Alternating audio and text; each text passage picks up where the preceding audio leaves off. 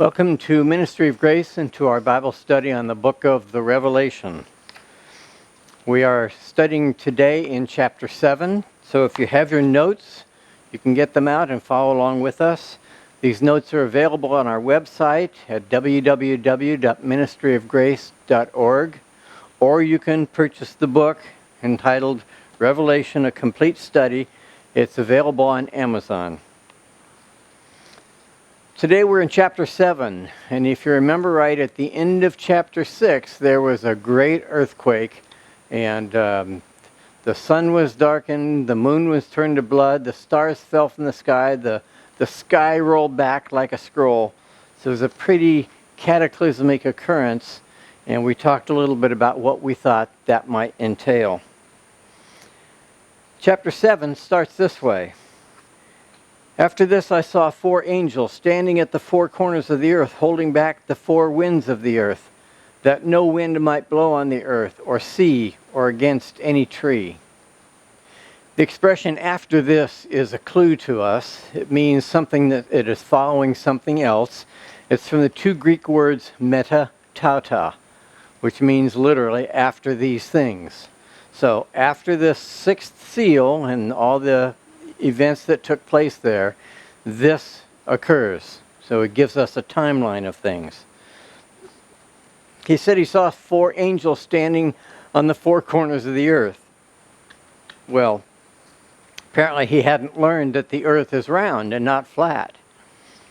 Well, the truth of the matter is the word translated 4 corners is gonia, which means an angle or a corner, or it could mean a quadrant. So he is basically saying the 4 angels are standing on the 4 quadrants, north, south, east, and west, and they're holding back the winds of the earth. Now, Greek word holding is krateo, which means to use strength. So these angels were using their strength to suppress the winds from blowing. That means that there was no breeze. There were no clouds in the sky because there would be no atmospheric engine to create the clouds. There would be no waves in the sea. There would be no leaves blowing on the trees. It would be perfectly calm and still. An eerie sensation, I'm sure, and it is the proverbial calm before the storm. Verse 2, Then I saw another angel ascending from the rising of the sun.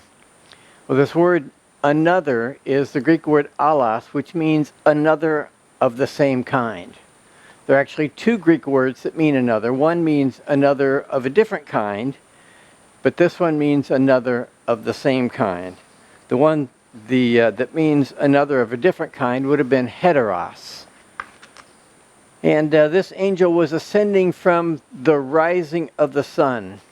The rising of the sun, rising of, is from the Greek word anatole, which means to come up and begin on a journey. And that's the expression that was used of the rising of the sun. And the word anatole, eventually through common usage, became the word for east. So this was an angel coming up from the east. And he had the seal of the living God.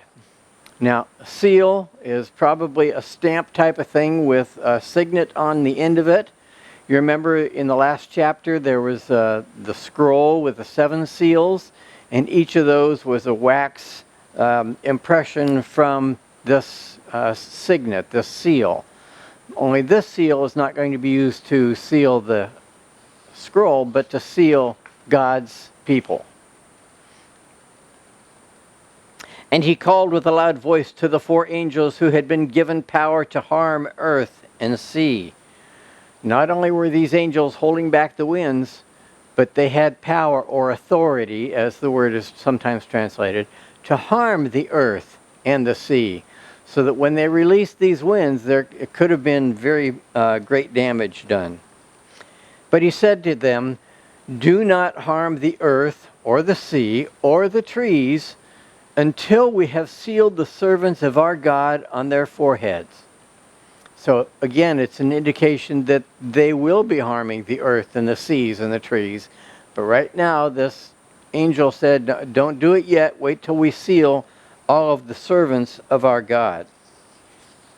This may have been a physical marking, or it could have simply been a spiritual seal that wasn't seen by anybody, similar to what we see in Ezekiel chapter 9, verses 1 through 11, where in Ezekiel's vision, a man, or probably an angel, went through the city of Jerusalem putting a mark on the foreheads of those who mourned over the abominable things that were being done in the temple. And meanwhile, there were other angels with battle axes who went through the city killing everybody who did not have the mark. And we talk about a God of love, and yet sometimes he is a God of vengeance for those who do not obey him. Now, this mark probably was not a visible mark. It probably, saying it was in their forehead, meant that it was something that they were to remember, because the memory part of the brain is up here in the frontal cortex. That is the daily working memory. So that could be what he was referring to, or it could have been some other spiritual signification that we're not familiar with. And I heard the number of the sealed, 144,000, sealed from every tribe of the sons of Israel. Now there is a group of what they call themselves Christians today called the Jehovah's Witnesses. And they claim that they are this 144,000. And yet there are far more than 144,000 Jehovah's Witnesses. They claim that's just a symbolic number, that it's not a real number. And yet, we're told a couple of things about these 144,000. In verse 5 it says there were, in verse 4, and I heard the number of the sealed, 144,000, sealed from every tribe of the sons of Israel. If you were asked a Jehovah's Witness which tribe of Israel were they from, they wouldn't be able to tell you because they're not Jews. So this says that they were from the tribes of Israel. And it goes into more detail. It says 12,000 from the tribe of Judah, 12,000 from the tribe of Reuben, etc., etc. It goes through 12 different tribes, and it says there are 12,000 from each of these tribes. That could be no other than a representation of Jews, of sons of Israel, of the 12 tribes. Now we notice that the tribe of Dan is not mentioned here. That's possibly because Dan got involved in idolatry and was chastened by God. We don't know for sure. But there are actually, this is the only listing of the 12 tribes in the New Testament. In the Old Testament, there are more than 19 different ways that these 12 tribes are listed. Sometimes in birth order, sometimes in the order of the blessing from their father Jacob.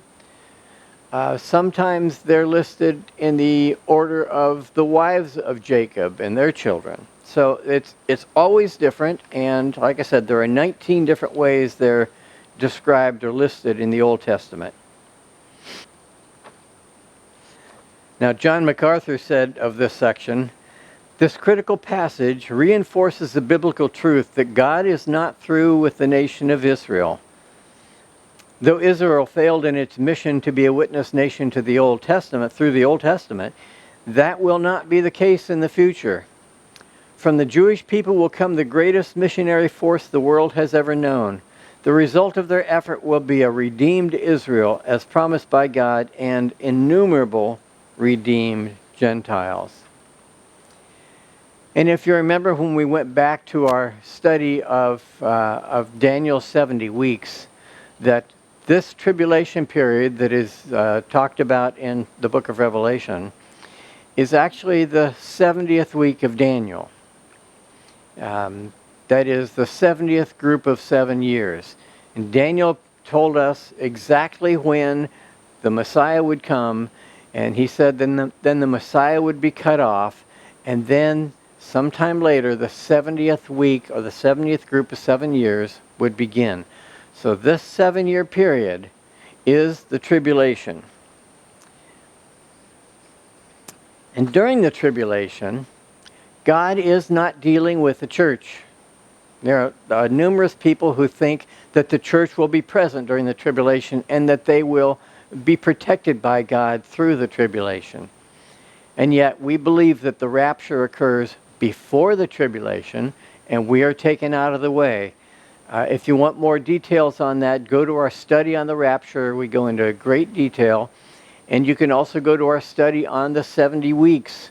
And in there we go to even greater detail as to how the years were calculated so that you could have, if you had been in Israel in the year AD 30 through AD 33, you would have known exactly when Christ would have come. So, verse 9.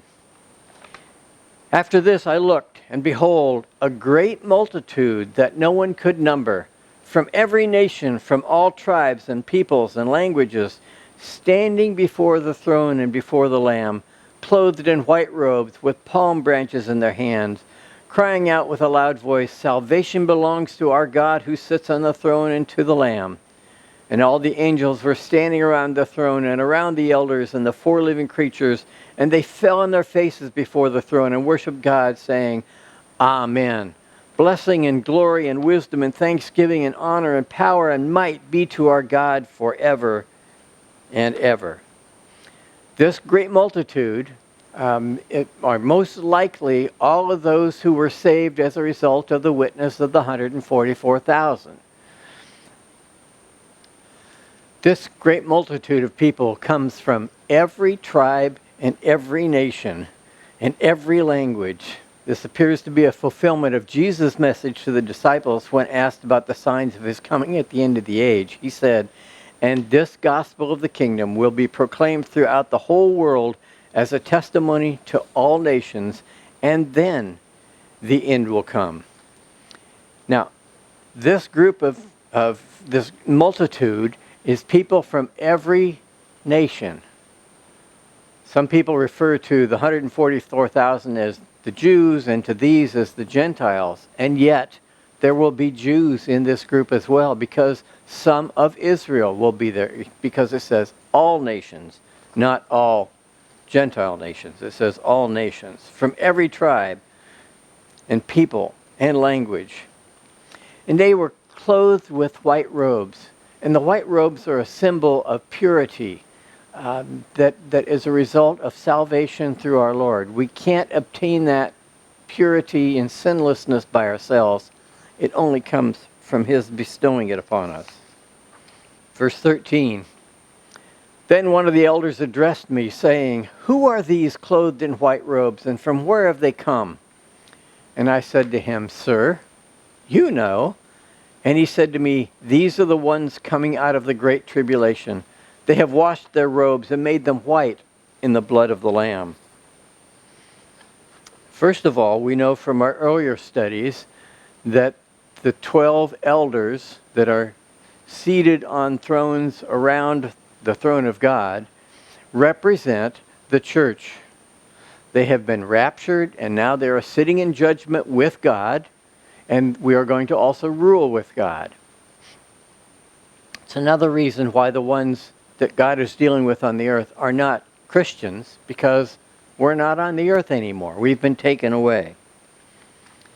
So one of these elders addressed him and said, "Who are these clothed in white robe, and from where do they come?" John said, basically, he said, "I don't know." But he said it very politely. He said, "You know who they are." And he said to me, "These are the ones coming out of the great tribulation." These are the ones who apparently are dying during the tribulation and are coming out, but they're dying because of their witness for Christ. They've washed their robes and made them white in the blood of the Lamb. So these are believers who are saved during the tribulation. And we will see as we go through this book that almost all of those who are saved during the tribulation have to forfeit their life because of their beliefs. So they're saved and they're taken out of the tribulation. Only a small percentage of those who go through the tribulation will actually make it through. Therefore, they are before the throne of God and serve him day and night in his temple, and he who sits on the throne will shelter them with his presence. We as Christians will have a specific place in God's heaven. That is, during this tribulation time, we will be sitting on the thrones around God's throne, ruling and judging with him. These, on the other hand, will have a special position as well, but their position will be to serve him day and night in his temple. So we know that this is during the tribulation and the millennium period, because those are the only times after the rapture that God will have a temple. In the new heavens and the new earth, there is no temple, because the Lamb is the temple. So this reference to them serving God in the temple must be during the tribulation and or during the millennial reign of Christ. He also says of them, they shall hunger no more, neither thirst any more. The sun shall not strike them, nor any scorching heat. Now that implies that they have been hungry, and they have been thirsty, and they have been suffering from scorching heat. And we will see that in later studies that we have. And it says, for the Lamb in the midst of the throne will be their shepherd, and he will guide them to springs of living water, and God will wipe away every tear from their eyes. This is the first mention in Revelation of those in heaven having their tears wiped away. This doesn't mean that they will be crying and have the tears sopped up. It means they will not be crying because they will not be sad. This great multitude that has been saved during the tribulation will be from every tongue and tribe and people and nation. Those of you who believe that Christians will go through the tribulation, I'm sorry, we won't be there. But those who are saved during the tribulation, as I said earlier, will have to forfeit their life to be saved. They will believe, and because of their belief in the Lamb, they will be killed. So this is what we're told in chapter 7. Next week we will look at chapter 8, and that includes the seventh seal and the beginning of the trumpet judgments. So thank you for joining us. We can visit our website at www.ministryofgrace.org. Until next time, thank you for watching.